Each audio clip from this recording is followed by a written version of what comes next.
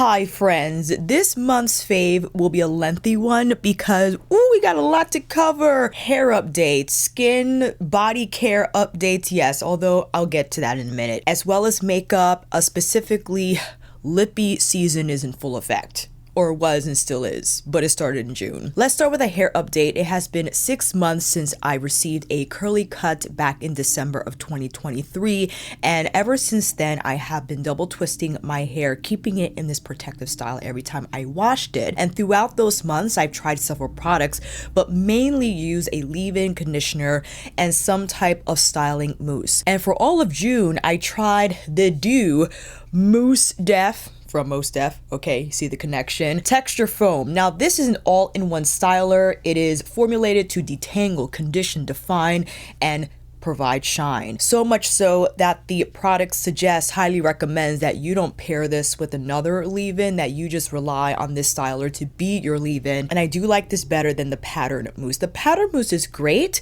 It's fast drying, it detangles, it provides nice slip, but I feel the Doux Mousse Def provides more moisture and also more hold with extra shine. Like my hair looks glazed when this dries. But the thing is, and I'm not entirely sure if it was just a defected pump, this pump is rather hard to press, so much so that I have to use my palm to get product out, leave it on the counter and go every time I need to use it. So that's my only critique. Again, I don't know if that's a defect or how the pump is typically designed, but I do love the formula. I'm almost done. I don't know if you can hear that. I have to get another bottle, and I believe I will. Maybe, hopefully, I can get one on sale because it is cheaper than the pattern mousse. And I'm actually almost done with this. I might be halfway, little more than halfway done with the pattern mousse, but I do love the Doux better, have been thoroughly enjoying it. And yeah, the hair has been growing, and I have these side-by-side photos where the before photo was taken, I believe, sometime in January, and the bottom part of my hair was so short, but now you see that they're significant length. And although it's still in a curly fro state, ultimately I want it to come down lower part of my neck, right? And just have a lot more weight. That's going to take maybe another year because my hair is quite coily. So even with product, it just springs in once it dries. I will have to use a ton, but I like wearing my hair in twists. That's not a problem. It makes it convenient. I can wear hats. I could put it up. And sure, it does take me upwards of an hour 15 to style my twist, but that time I dedicate just one day out of the week equals to free time for the rest of the week where I don't have to deal with it. And if anything, midweek I'll just redo my side twists if they get scruffy, because they are the ones that are exposed to the most friction when I do wear my hats and such.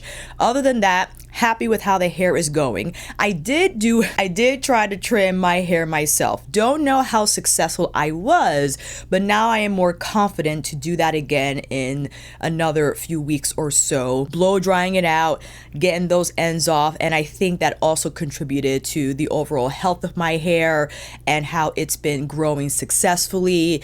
I could just tell it's significantly better than the same time last year. It's not as dry, it's bouncy, it has that shine and elasticity, and it feels softer, so much so that I'm happy with just how it feels, and I know I want to see it grow longer, and I have a length in mind and how I want my hair ultimately to look, but I'm delightfully satisfied with how my hair feels, the texture of it, and the overall health of it. We're doing good. In terms of deep conditioning, I've just been using jojoba oil because it's more convenient for me to apply the oil before I get into the shower and just get into the shower once versus getting in the shower, slapping on the deep conditioner, dunking my head under the faucet in the tub, which is not a big deal, but I rather just slap on the jojoba oil, keep it in there for a few hours, and then wash everything out. I don't know how effective, more or less, that is against more traditionally formulated deep treatments, that those deep conditioners you find in jars and whatever.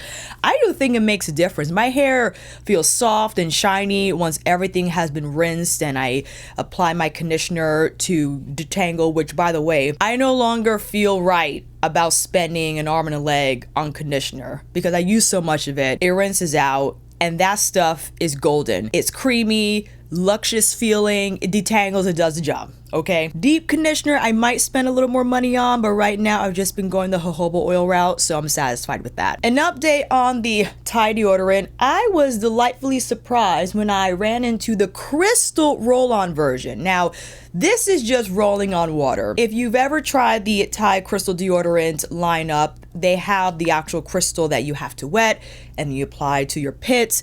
I showed the spray, I think a few months ago. I've been using that, but I saw the roll-on, and the roll-on, I guess, more convenient in the sense that you don't have to spray it and you're not wasting product, but you kind of waste product naturally because it just drips down your armpits, and you kind of have to smudge them just to make sure you get the deodorant where you need it to stay. It definitely wars off any BO, but at the end of the day, it's just the salt. And I think depending on the season, there's just something about where, I'm not sure if you experience this, especially if you are natural deodorant users, where the sweat starts to emerge the first part of the day. I feel that's when I'm the stinkiest. It's like, we're coming out, and it's like, fine. But throughout the day, when I reapply, it kind of balances itself out. And also, I do laser my pits, and I haven't done in a while. I have a couple of sessions left in the package I bought. The laser might have changed the microbiome of my armpit skin. That could be a thing. I'm not entirely sure. That speculation, I'm not clear on the science of that, but I can only imagine something like a laser, something of that sort of zapping power will inevitably change how your skin functions on this part of your body. Will I ever go to regular deodorant is tough for me too, because I like the notion if I just need a rinse, I just slap water on my armpits and the smell goes away. It's just a matter of getting rid of the sweat that has fatty acids in your armpits, where sweat on the rest of your body just has water and salt. Areas like your pits and between the legs have different glands, so when sweat emerges from those regions, they naturally have more BO because, again, of those fatty acids that come out along with the water and the salt. But if I could rinse that off or just use soap when I'm in the shower, I start from square one, where with deodorant, it just sticks to your skin and you just can't use water to cleanse that off. You will have to use a soap to get that off, and generally those types of deodorants are more drying, and I am susceptible to eczema flare-ups here on the borders around the underarm, and why I haven't used traditional deodorant in quite some time, and just thought maybe the longer I stick to this natural deodorant route, the better it will become. And the smell's not bad, it's just that I don't smell like flowers, which is something I realized that we're so used to equating good hygiene with smelling good. I think good hygiene is just not smelling bad, right? And even if you don't smell like perfume or body spray or whatever, it's okay. But that's what I think we've just been wired to accept, that people who smell good, they take care of themselves, and people that smell like nothing, I guess, neglect themselves. I'd rather just smell like nothing and just smell like myself. And that is largely due to the fact that I have a long history of allergies, which have become significantly better along the years. I'm just not able to withstand fragrance, strong scents of any types of sorts. As much as it is appealing to me to have a perfume collection and have different fragrances or even essential oils, I just can't handle it, especially when it's hot outside. I can't have this haze of fragrance constantly surrounding me. And sure, maybe if I wear it every day, that eventually I'll become used to it, but I don't know if that's something I want to become used to, if you know what I mean. So I have been playing with essential oil roll-ons that are not as potent as traditionally formulated perfumes. If you are in the same boat as me and you ran into a product that doesn't interfere with your allergies, exacerbates them, makes you sneeze or whatever, please plop those recommendations down below, which is why I switched from the orange blossom water from Enfleurage to the green tea water. This just smells like green tea, so it's more of like a blunt scent. It's not as floral as the orange blossom water, which I actually love, but it was tough to withstand over the springtime because naturally during that time of year I'm more sensitive to floral types of fragrances. But maybe perhaps after I finish the green tea I'll go back to the orange blossom, who knows. I do use that on days where I use soap to remove the residue from the Vaseline Vaseline that I apply when removing makeup. I'll spritz the green water and then just tap Vaseline on the portions that are a little drier. And that has been my skincare routine. And I will do that also when wearing sunscreen, and I'll share my recommendations, my faves in a minute. And next month on July 12th will be my 1-year anniversary of skin sobering, specifically me not using a traditional skincare routine, not having a dedicated cleanser, toner, essence, serum. I haven't used my Retin-A Micro or Tretinoin, in a year. Haven't used any type of acids or what have you for that length of time. And I do have close-ups of how my skin appears without makeup, and you will see that it's quite marked up because I have a huge picking problem. And people might think, oh, it's because you stopped using skincare. No. The little blemishes that were emerging were so tiny that you could barely see them. It's because I was nosy, investigated, tried to pry blemishes out that were just too small and should not have been touched, and ended up with a huger blemish than if I had just left it alone. So the marks you see on my face, you will see in that video, are entirely my fault. It is not the skin sobering routine that I followed for a year. In fact, I think my skin, despite the marks that it has now, just fared off better in me not overwhelming it with different products and it just kind of keeping to itself. And if I decide to uptake a more traditional skincare routine after July, I would just use CeraVe. I will no longer be seduced by skincare marketing, just knowing how largely false it is. These promises of magical ingredients creating just outrageous changes to your skin. It's just not possible, given that your skin is an excretory organ and it is designed to eliminate and not accept. I will just rather use the basic of basic to make sure the outward layers are doing just fine. And I get to save money in buying makeup instead that I love, instead of continuously pouring money into products that I have to continue purchasing month after month, year after year. What I think it's doing is probably not doing much, except just keeping my skin from drying out. And sunscreen, because a lot of you are asking, well, Lisa, if you're not doing the skincare routine anymore, what are you doing for sunscreen? Years ago, I was an avid sunscreen user, slapping that stuff on every day the moment I stepped outside, even in the winter and the autumn. Now, not so much, especially in winter, autumn season. I'm not wearing sunscreen every day. And you might have gasped. It's because I don't feel, being in the Northeast, the sun has the same impact as it does now in the summertime, with daylight being longer, exposure being higher. Now I'm applying the sunscreen when I know I'll be out longer than an hour in direct sunlight. And I follow Lab Muffin Beauty's recommendations because she's a PhD, she lives in Australia, and they don't play around with their sunscreen and all of that. And the recommendations I purchase, well, not this one specifically, but the Eucerin brand from I Care for Beauty, one of those titles. It's an online European retailer that sells the filters that we do not have available here in the US. So that was the Eucerin Sun Allergy Protect Sun Gel Cream for face and body. This is the Dry Touch Sun Gel Cream Ultralight 50, and I also have the Biore UV Aqua Rich SPF 50. This I bought from a Japanese convenience store, and you could get a lot of the Korean and Japanese made sunscreens from online, Yes Style, Soko Glam, and other retailers easily. This is a little more tricky, and you will have to pay more for the DHL shipping, but it's worth it because you get it there quickly. And you could also buy a few sunscreens for the entire season so you can meet the free delivery threshold. But I've been loving these, and I think the main reason why people reach for the European and Asian filters is because they're more cosmetically elegant, that they don't leave behind that white cast, and they don't smell like sunscreen. The Eucerin does a little bit, but it's not as potent as like Banana Boat or even Neutrogena or what have you. And they're all chemical sunscreens, even the ones that are marketed as mineral. Zinc oxide is a chemical. But if you feel safer with that filter versus the, I forgot what they're called, like they're the newfangled fancy ones that are used in Europe and Asia and Australia, that's fine. But I like these. The texture is nice. It's not heavy, although I do put on quite a bit. I mean, I'm applying 3 fingers worth of this stuff. And the way you're supposed to apply it is you sweep it across your skin so that It's not completely dried down. You gotta let it dry down itself so it can leave behind that film, so it's able to block out the UVA and UVB rays. The way people be applying sunscreen, like rubbing it in until it disappears completely like a dot, that's not how you do it, which confuses me about skin tints that have SPF. You would not apply that skin tint in the same way you would apply sunscreen.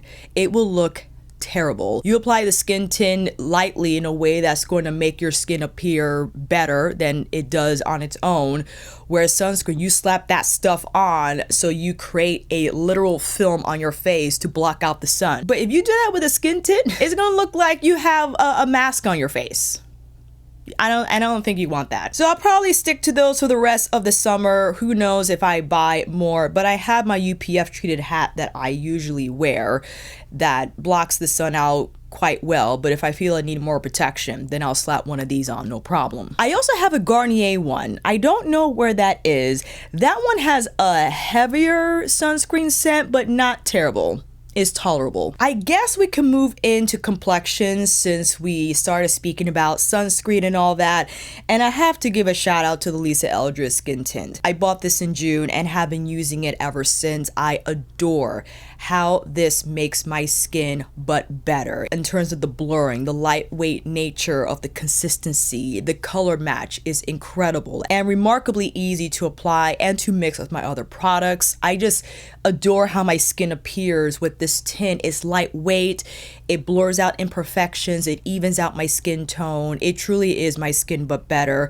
And when using it with the Natasha Denona concealer to spot treat any blemishes I have on my cheek region and to plop on some under the eyes, it's been a fantastic product. I adore how my skin texture appears. It doesn't look like I have a ton of makeup on, but I actually do. I slapped on a lot of cheek products today, okay? Which brings us into some blush favorites, and I have a few on. The Haus Labs Colorfuse Glossy Blush Bombs. I have both in Glassy Lilac and Glassy Tangelo. These colors are phenomenal, and yes, to buy others are tempting because I do like the formula. Even though it has a little bit of fragrance, at least it doesn't linger on the face for long. It disappears mostly when you blend it out. These have a little more pigment than the Pat McGrath, but some of you had mentioned that is a little too much pigment for you and you like the more subtle delivery of color from the Pat McGrath blush bombs, and I totally get that. Tangelo, however, is my sun-kissed, sun-beached glow on the cheeks for sure, whereas Glassy Lilac is a nice escape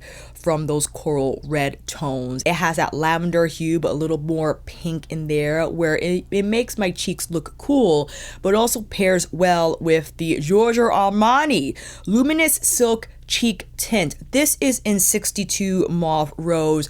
What a lovely shade. And what I applied here on the cheeks alongside the Suku Cream Touch, just because I wanted to give it a little more warmth since I have Natasha Denona Golden on the eyes. I'll get there in a minute. This is a great consistency, and surprisingly, because I thought it was a luxe product, it will have fragrance. It does not. Yay. Lovely texture where it's lightweight, but it blends evenly on the skin. Now, you can see the color delivery is not in your face. This might not be great for you, especially if you're deeper complected than me. If you're around the medium tan range, I think this will be wonderful.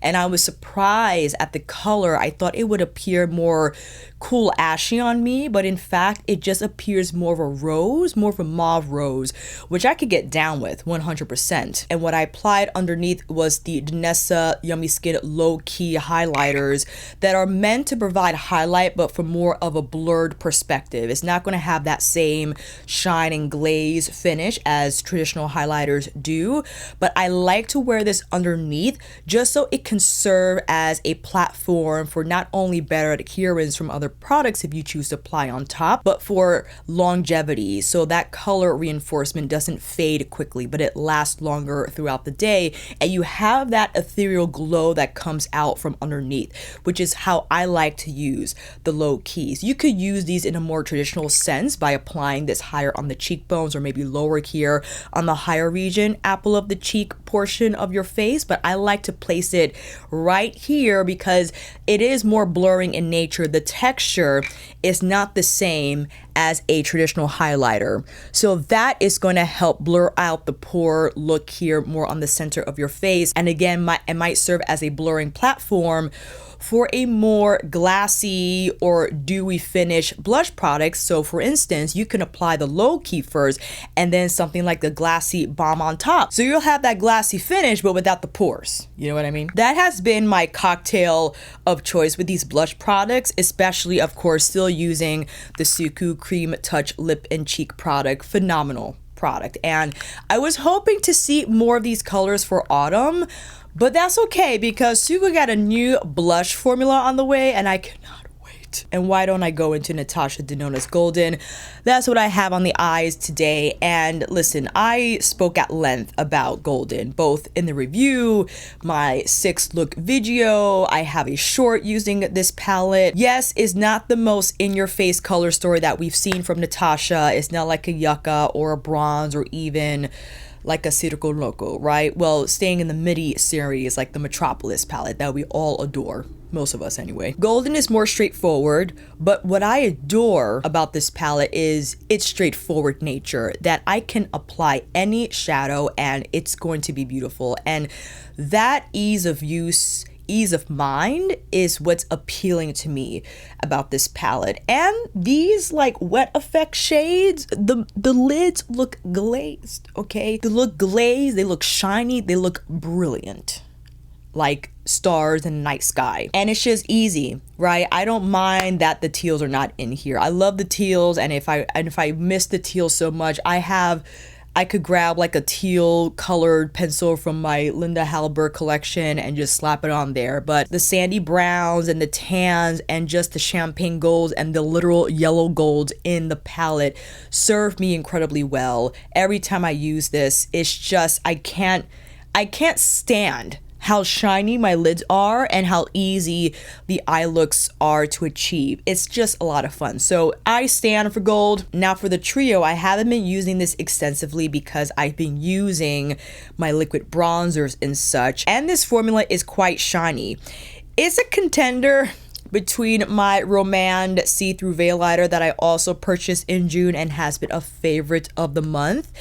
I think it's because with these, I have to use like a squirrel brush, something that's just lighter and just being ultra strategic with how I layer these highlighters. But these are shiny. They will make your cheekbones look glazed and just woo! And nice to layer the more bronzy gold into the center of your face, like the hollows of the cheeks, and then build that dimension. Yes, using a highlighter texture, it might seem strange, but that's why I love the bronze cheek glow, not the tan bronze glow, but the bronze something glow with the bronze midi collection. That quad face palette is one of my most favorites. It's because, ooh, and you can see in the short that I featured the Natasha Denona powder foundation in. When I used that cheek quad, I couldn't even believe how incredible it turned out. It was just remarkable. Like, the colors are perfect, the textures are just out of this world. And sure, although I prefer that cheek palette over this one, because I think that one is more versatile, this kind of is in a similar lane of imbuing just like that golden lit within look on the cheeks, 100%. The Golden Glimmer Gloss I haven't been using as much, and that's probably because last month, I bought so many KJ Beauty lip products, fam. I've never been so enchanted ever since I blame this product, the Peripera water-based tint. What applies like water and dries down to like a shiny balm glaze. I had to buy like 3 more, and all these swatches you can see on that dedicated video, right? 100%. And I wanted to share 2 new lippies that I purchased, both from Romand, the Glasting Water Tint and the Melting Balm. This is in Scotch Nude. This Melting Balm, my goodness, melting is an appropriate name because look at that shine. Ultra creamy and luscious on the lips. Now the Glasting Water Tint is what I have now on the lips, and what you can see here how it looks on the demo. This is in shade 15 Nudie Sundown. This is just like the Peripera in terms of the feel and leaving behind like that balmy glaze. The thing I don't like about the Glasting Water Tint is that it does taste a little too fruity tooty for me, and it lingers longer than the Peripera. That's my only critique, but because I love the shade so much, I forgive it. I also don't like the doe foot as well because it doesn't bend, or rather it doesn't have the same slant as the Peripera water tint doe foot. Again, fine. I overlook it because the shade. I know. And while we're on the topic of lips, and I failed to mention when I spoke about Lisa's Seamless Skin tint, were her Shape and Sculpt pencils. I purchased one end for my Selfridges haul that you can see on that video where I have all the comparisons, taking a look at 1N, 2N, and 2W. These are fantastic shades and ones that pair beautifully well with my favorite lip products that I have in my collection. My Hourglass Soft Matte and Sparrow, even the Suku Cream Touch for the lips. Her Balm Embraces, my goodness, how I could forget. I have 3 Balm Embraces: Sweet Fig, Epanoui, and Metropolis. My favorite thus far is Sweet Fig, especially when paired with either 1 or 2N. What a phenomenal combination. But I'm not crazy about the taste.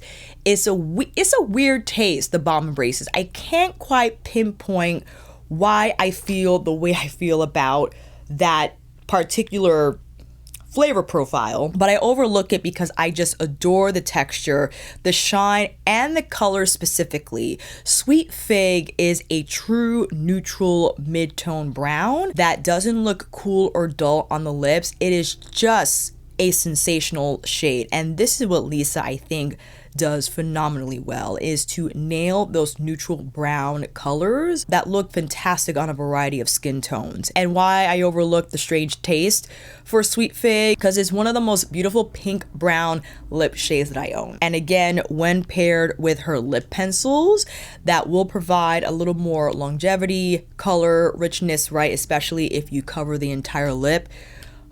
And you have all those comparisons in the Lisa video with the timestamp, so if you just wanted to head over to that specific section of the video, you can, and I had the still shots side by side. And are we still on the topic of balms and lip things? Yes, we are. The Prada lip balms. Now, I bought these on a whim at Nordstrom when I saw, well, first of all, I knew that these were out.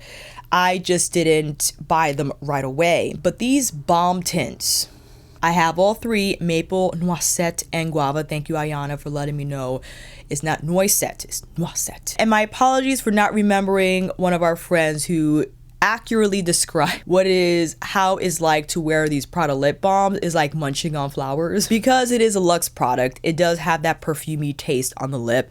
But again, I overlook it because the colors of these balm tints, they're called like natural lip enhancing tints, and ooh, are they just that. The perfect amount of color without being too much. The consistency is smooth, it's silky, and the way it wears too, your lips are soft even though you don't have that same shine that you had initially when applying the product. It is just unbelievable. And when paired with the exactly. Noisette with 2W. Stop it right now. Maple is great. Like I've been rotating my lip products because I love all of them. I want to give them all an opportunity to shine, and why they've been on heavy rotation because I just want to use them as much as I can. Lip products are, the first makeup items to go bad because they're lip products, and I've just been enjoying them 100%. Who knows? I might buy more. I have a few in my Yes Style cart and I think I missed a sale, but it's okay. I feel like they run special events all the time. Those are on deck, but for now, what I purchased thus far, I've been thoroughly enjoying these different lip formulas and tones and textures. If you know, you know. And I finally got my hands on 01 Portrait. This is the refill. I have the Eyeshadow Quad, the Eye Dimensions Compact. And despite how beautiful this is, I think right now my current favorite out of the 3 I own, between Portrait, Poetry, Pulse. Poetry is my favorite. The mint, oh, that mint shade is just phenomenal. And I've already uploaded my Bobo Do review video for the second round of brushes that she sent. And I used Portree, and I just love how my eye look turned out and why it has a special place in my heart. Prada shadows are goated. Okay, I know it's a luxe brand. I know it's so expensive that it's ridiculous. And yes, you have these shades probably in your collection, but just the curation, the design of the compact, how these colors, listen, this has been out like last year, I think. Was it this year or last year? And they haven't changed. There haven't been new quads. Like, this is what the brand envisioned and this is what they're sticking to. And there's something about that where you just have these curated quads, and I don't know if that makes them even more enchanting. I definitely want all of them. I want the blue one, the chartreuse one, and that like pink apricot one. They have to be mine. And I definitely would like to wait for another sale just so I could knock off a little bit, you know what I mean? Because they're expensive. I do like the Pat McGrath eye primer. I know I've only been using it for over a week, but so far I love how my eyeshadow has been blending, especially the sparkly textures, how they adhere now to the lid. They don't slip and they don't look as uneven. The mattes blend evenly. The edges look blurred, nothing appears splotchy, and there's a little bit of color in the primer, not a ton. So if you have heavy discoloration on the lids, you probably have to rely on a product like MAC Paint Pot of some sorts, but this is pretty good. I'm gonna keep using this. I'm happy that I bought it in my Selfridges haul, which was silly. I know I could have bought it from Pat McGrath Labs during one of her sale events, but it was just something that I saw that was on sale too. I'm like, why not? I just want to try this primer for heaven's sake. And brushes. Thank you, Bobo Do and Shara, for connecting myself and Bobo on Instagram, and Bobo being just kind and gracious enough to send me a few selects from her online shop, fudeBobo.com. Ooh-wee, if you want to see those videos, I will make sure to link them up above and down below. All of them are my favorite. I use them all month. The first round I used all month. Recently I used her Chikuhodo collaboration, the Silver Fox and Psycho Ho powder foundation brush, which I don't think I was supposed to use with liquid foundation. This will be essential for powder foundation or also bronzer, but my goodness, this little guy, the Yoshiki Eye Set, the Nebula series set, all of those brushes are phenomenal and definitely elevate my makeup application routine like no other. Ever since I got introduced to Fude, and I think my first Japanese brush set was the Wayne Goss Anniversary 2 set. Ever since I tried those brushes, and there was a little bit of a learning curve at that time because I was just used to blending until I couldn't blend no more because the brushes I used at the time weren't great, so I had to blend for a long time. Knowing now that I don't have to use as much product initially, that I don't have to over manipulate the product, just my goodness, otherworldly experience. About Bobo's brushes is how she likes to experiment with different mixes. I think that's a lot of fun because when you have a mix of different natural hairs, it allows the brush to express various characteristics of those bristle types, which makes it phenomenal for different makeup textures, application, and finishes. Like her great Squirrel and Psycho Ho Go powder brush mix. I know. Or something more direct like her Yoshiki collaboration foundation brush with high grade Psycho Ho Go here. I know, can't even. Or again, the Yoshiki collaboration ice. I don't know what to do and I just want more. My brush game is high, and I think that's why my makeup has been, in my opinion, you could let me know otherwise down below. I truly enjoy how my makeup's been looking. Okay, the application looks smooth, polished, airbrushed, buff because of these tools. And yes, the products, 100%. But when you got the right tools and the right products, all happening at the same time, just doing their all, giving their best for your face, it has been a great time.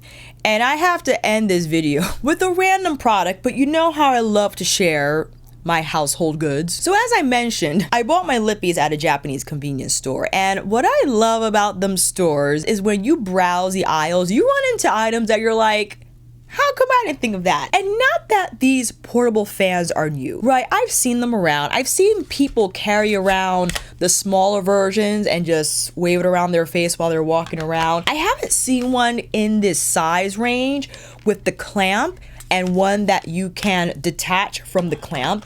As you see, is USB charged, right? So you could charge it and then it lights up and it fans, but it has this changing light. I'm not sure if you can see that on screen. It has 3 different flow modes, and sure, the downside is that you got to make sure this sucker is charged, but when it's charged, I can't even tell you. There was a weekend that passed us, thank goodness, where in New York City, we underwent an insane heat wave. We were about 10 degrees above normal in temperature, and the percentage also in humidity levels. Bay's apartment is hot. And one of those spaces where unfortunately the sunlight hits directly. And because the building is made of brick, I think this is what's happening. That brick absorbs and retains heat. It does not let it go. And because the sun is hitting the apartment directly, it stays hot inside. And I know this for sure because when I wake up in the morning and the apartment is like still hot, and when I step outside, it's significantly cooler. It's like, why isn't the breeze entering the apartment? I don't know why. So when it gets like that, and you might feel like I'm an AC tyrant, right? That I need the AC on all day. No. I am well aware that takes a lot of energy, and I'm not trying to drain the electric bill like that. So I try to withstand the heat as best as I could during the day because I need the AC on at night, non-negotiable. I don't want to talk about it. But during the day, I got the fan on right on me, and when I have to travel around the house, when I like heating up my food or cooking, I have this gem on the counter because I just need that continuous airflow, okay? I just need the airflow to survive. I don't need the AC, but I cannot stand and sit in immobile hot air. It just feels like an uncomfortable blanket on my face, on my entire body. But if I got the fan, I'm good to go. Same thing with the bathroom because there's no window in the bathroom. And yes, it has been so hot in that apartment that brushing my teeth feels like death. But if I have the fan, and it also has the light because at that time I'm monitoring my light exposure. I don't have the overhead vanity lights on, but this, as well as my Casper glow light, provides just enough for me to see what I'm doing when I'm flossing my teeth. This is on so I don't die. Also on when I'm in the kitchen, or I just need it on alongside the floor fan. We're good. This has been critical. I can't even tell you, and will be continuing to do so for this summer season. If we ever get hot days like we did, this fan right here, it has to be around. But those have been my June favorites. And July is going to be a lot of fun because I made a huge purchase on Addiction Tokyo. So that video hopefully will be coming soon. My package hasn't shipped yet because they were running their friends and family event. So I'm sure they received a lot of orders. I have posted on my community board where I asked what you think will be better, donations, Patreon, or restarting my YouTube membership again, and the donations part of the poll won. So if you would like to support the Addiction Tokyo video, make sure you head over to that community board post, or I'll list my app usernames down below if you wanted. No pressure, please. If you wanted to contribute to the beauty fund, I thank you in advance. And even if you cannot donate, fine. You can still watch this video. Even if you're running me in the background, that's fine. Liking it, subscribing to my channel, using my affiliate links, it all helps. Thank you so much. I'll see you down in those comments, family. And until then, that is a wrap. Thank you all so much for watching. I hope this video helped. And if you like this video, please give it a thumbs up or maybe consider subscribing to my channel. And until then, I will see you on here again with another review tutorial, brush extravaganza, or my Addiction Tokyo review. Can't wait for that one. Take care, and I will see you again soon.